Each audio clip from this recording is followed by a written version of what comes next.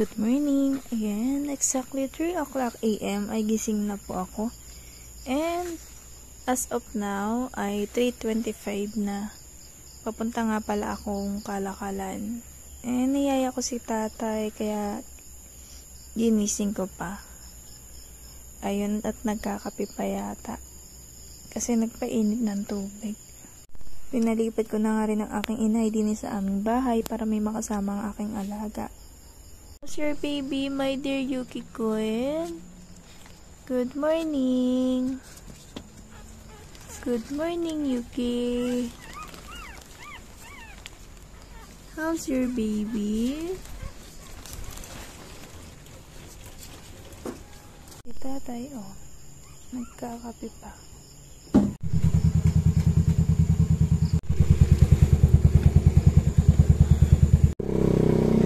Yan, palis na kami. Dahil madaling araw pa lang ngayon, wala pa kasi ng sasakyan. Ayan, tao. Labi. Labi. Ayan, nandito na kami. Exactly 3:34 AM. Diba, wala pang 10 minutes. Nandito na agad kami. Linggo, wala kasi nung sasakyan. Ayan, mamaya mas kakunti pa ito mamayang maliwanag na. Kaya kailangan ay madaling araw makapamilya. Wala kasi masyado nagbabagsak kapag linggo. Ang taas mo pag madaling araw. Ayun, kagabi pa sana ako mamimili. Kaso sobrang lakas ng ulan dito sa amin. And yung usapin ko sana ng tricycle ay ayaw. Tinawad na yata kasi malakas yung ulan. Kaya, yun. Sabi ko madaling araw na lang. Diyos ko, ayun. Tinatawag pa ako ng kalikasan.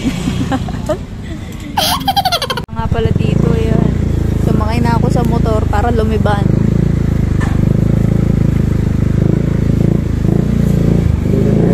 Yun na nga ang sinasabi ko. Tinawag ako ng kalikasan. Diyos ko, hindi na ako natiis. Ay! Ay, mga pinabili namin. Awas-awas na sa aming car.